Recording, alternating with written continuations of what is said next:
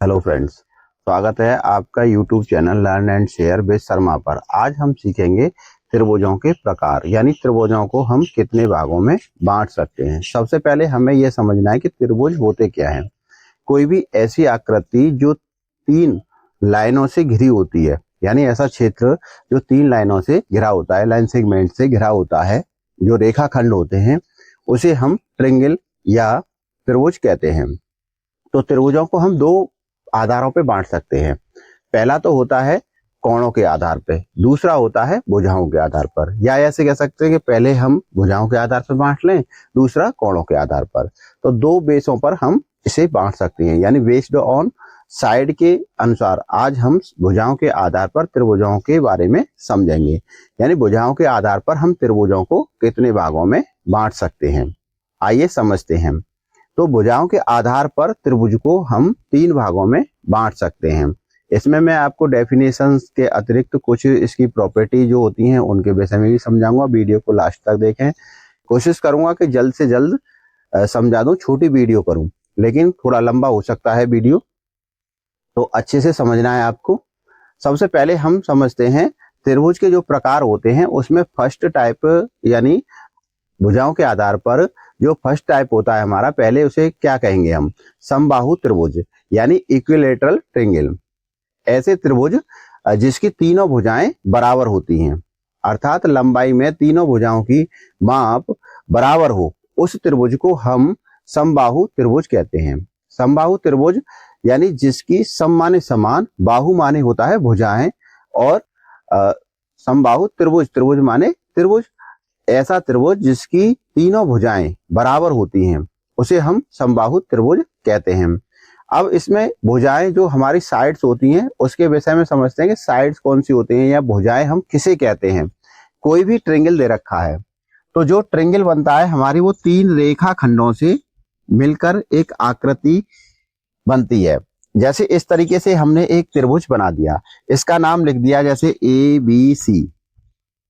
तो इसमें तीन रेखाखंड है, एक रेखाखंड ये है, दूसरा ये है, तीसरा ये है, यानी तीन रेखाखंडों से जो आकृति बनी है, इस आकृति को हम क्या कहेंगे, त्रिभुज कहेंगे। इस फिगर को हम क्या कहेंगे, त्रिभुज। तो इसकी जो लाइन सेगमेंट होते हैं, यानी हमारे जो लाइन सेगमेंट है वो तीन है। एक ये है, एक एक दो तीन। अब इनके नामों को हम किस तरीके से लिखेंगे, जैसे फर्स्ट इस नाम को यदि हम लिखना चाहें तो इसके दोनों एंड पॉइंट जो होते हैं उनको लिया जाता है। इसे लिख सकते हैं हम AB, या फिर इसका नाम BAB आप लिख सकते हैं। जैसे इसका नाम लिखेंगे हम BC, और तीसरा जो रेखाखंड है हमारा CA, या AC भी लिख सकते हैं। इस तरीके से इसमें तीन रेखाखंड हैं। तो इस आधार पर, यानी किसी भी जब त्रिभुज को बनाते हैं उसमें तीन रेखाखंड हमारे होते हैं, तो उसके आधार पर हम त्रिभुजों का विभाजन करेंगे।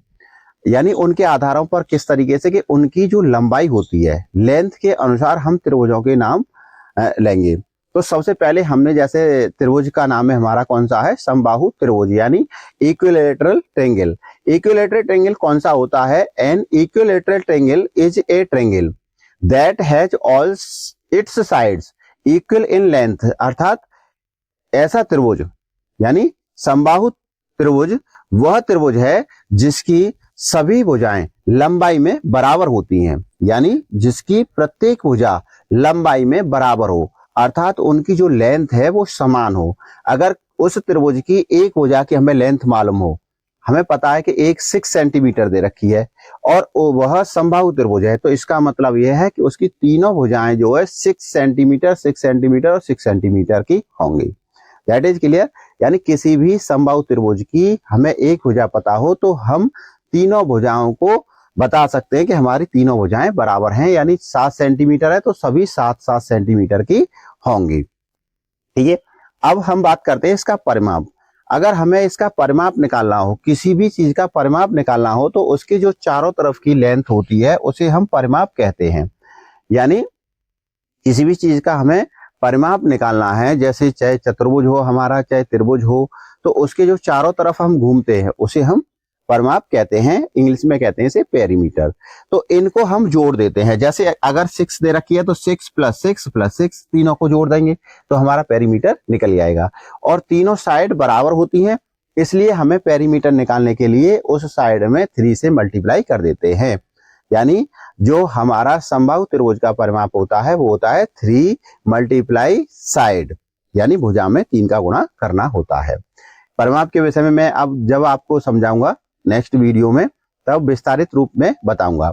आज हम यहाँ त्रिभुजों के विषय में ही बात कर रहे हैं, तो यहाँ इसी के विषय में समझेंगे त्रिभुजों के प्रकार। तो इसमें जो है इसका अर्थ यह है कि हमारी तीनों भुजाएं बराबर दे रखी हैं इस तरीके से। तो फर्स्ट इसकी प्रॉपर्टी होती है, यानी इसकी जो विशेषता होती है, तीनों भुजाएं बराबर हैं। अब समझते हैं हम इसके कोणों में क्या संबंध होगा, कि जब तीनों भुजाएं बराबर हैं तो इसके तीनों कोण भी बराबर होंगे। किसी भी त्रिभुज की अगर 2 भुजाएं बराबर होती हैं तो उसके 2 कोण बराबर होते हैं, और अगर तीनों भुजाएं बराबर हैं तो उसके तीनों कोण बराबर होते हैं। अब हमें ये पता करना है कि ये कोण कितने डिग्री के होते हैं। तो हम जानते हैं कि त्रिभुज के तीनों अंतः कोणों का योगफल 180 होता है, यानी तीनों कोणों को जोड़ते हम तो 180 आता है, और तीनों हमारे बराबर हैं तो हम 3 से डिवाइड कर देंगे तो कितना आ जाएगा, यानी 180 में 180 में हम 3 से भाग कर दें तो हमारा कितना आएगा, 60 डिग्री। अर्थात इसका प्रत्येक कोण कितने डिग्री का होता है, 60 डिग्री का होता है, यानी समबाहु त्रिभुज का प्रत्येक कोण 60 डिग्री का होता है। अगर इसमें हम सिमेट्री लाइन की बात करें तो सिमेट्री लाइन होती है किसी भी आकृति को 2 बराबर भागों में बांटने वाली लाइन। तो इसमें हम सिमेट्री लाइन 3 खींच सकते हैं। हमारी 3 सिमेट्री लाइन होती हैं। जैसे अगर सिमेट्री लाइन की बात करें तो एक लाइन हम ऐसे खींच सकते हैं, दूसरी लाइन हम इस तरीके से खींच सकते हैं, उसमें तीसरी लाइन ऐसे खींच सकते हैं, यानी 3 सिमेट्री लाइन इसमें खींची जा सकती हैं। समबाहु त्रिभुज में 3 सिमेट्री लाइन खींची जा सकती हैं। अब हम दूसरे त्रिभुज की बात करते हैं, समुद्विबाहु त्रिभुज। समुद्विबाहु त्रिभुज कौन सा होता है, डेफिनेशन आप यहां से लिख सकते हैं, इंग्लिश और हिंदी में जो दे रखी है, इसे आप स्क्रीनशॉट भी ले सकते हैं। तो दूसरा जो त्रिभुज होता है हमारा वो होता है समुद्विबाहु त्रिभुज। समुद्विबाहु, सम माने समान, द्वि माने 2 और बाहु माने भुजाएं। ऐसा त्रिभुज जिसकी 2 भुजाएं बराबर हों उसे हम समुद्विबाहु त्रिभुज कहते हैं। ठीक है, समझ में आ गया, यानी ऐसा त्रिभुज जिसकी 2 भुजाएं बराबर हों, कोई भी 2 भुजाएं बराबर हों। ये जरूरी नहीं है कि हमारी खड़ी वाली साइड बराबर हो, दूसरी भी साइड हमारी बराबर हो सकती है, यानी कोई भी 2 साइड हमारी बराबर हो, तीसरी की लंबाई हमारी अलग से दे रखी हो। जैसे किसी त्रिभुज में अगर 5-5 सेंटीमीटर की 2 लाइन दे रखी है और एक 4 की दे रखी है तो वो समुद्विबाहु त्रिभुज होगा। अगर मान के चलो 8-8 सेंटीमीटर की 2 लाइन दे रखी है और एक दे रखी है 10 की, तो वो समुद्विबाहु त्रिभुज होगा। तो इस प्रकार के जो त्रिभुज होते हैं, यानी जिसमें 2 भुजाओं की माप समान दे रखी होती है, उसे हम समुद्विबाहु त्रिभुज कहते हैं। और इसे इंग्लिश में कहते हैं आइसोसेलेस ट्रायंगल, यानी आइसोसेलेस ट्रायंगल मतलब जिसकी 2 भुजाएं बराबर हों। अगर डेफिनेशन इसकी बात करें तो हम N isosceles triangle is a triangle that has 2 sides of equal length in length, यानी 2 भुजाएं जिसकी लंबाई में बराबर हों। ठीक है, तो इसके लिए हम जैसे जो फिगर होता है, कोई भी फिगर दे रखा है, जैसे मान के चलो हम यहां पर एक फिगर बनाएं, इसी तरीके का कोई फिगर है ट्रायंगल का, तो उसमें 2 साइडें हमारी बराबर हों। जैसे हमने एक फिगर इस तरीके से बनाया और इसमें हमने कहा कि इसकी 2 साइड है, ये वाली साइड और ये वाली इक्वल है, यानी एक एबीसी एक ट्रायंगल है और इसमें एसी बराबर है बीसी के, तो हमारा ये वाला ट्रायंगल जो है समुद्विबाहु त्रिभुज होगा, यानी इसकी 2 भुजाएं बराबर हैं। अब इसकी जो दूसरी प्रॉपर्टी होती है, यानी इसकी दूसरी क्या विशेषता होती है, अगर कोई समुद्विबाहु त्रिभुज है, तो अभी मैंने आपको बताया कि जिस त्रिभुज की 2 भुजाएं बराबर हों उनके समकोण बराबर होते हैं, यानी अपोजिट साइड जो एंगल होते हैं। जैसे बीसी है तो बीसी के जो सामने वाला कोण है ये वाला ए, और एसी या सीए के सामने वाला कोण ये वाला बी, दोनों बराबर होंगे। तो हम लिख सकते हैं कि अगर हमें किसी त्रिभुज में दे रखा है कि AC बराबर BC दिया है, तो इसलिए इसके कोण A बराबर होगा कोण बी के। ठीक है, दैट इज क्लियर। यानी कोई भी हमारा समद्विबाहु त्रिभुज दे रखा है, यानी आइसोसेलेस ट्रायंगल दे रखा है, तो उसमें जो है उसकी साइड जो इक्वल है उनके सामने के कोण होते हैं, अपोजिट साइड के जो कोण होते हैं वो बराबर होते हैं। ठीक है, अगर किसी त्रिभुज में इसका उल्टा अगर हम कर दें कि अगर किसी त्रिभुज में मान के चलो कि दो कोण बराबर दे रखे हैं तो उनकी साइड भी बराबर होंगी। अगर हमसे ये कहा जाता कि इसके एंगल ए और बी इक्वल हैं तो हम लिख सकते हैं कि ये वाली साइड और ये वाली साइड इसके बराबर होगी। That is clear.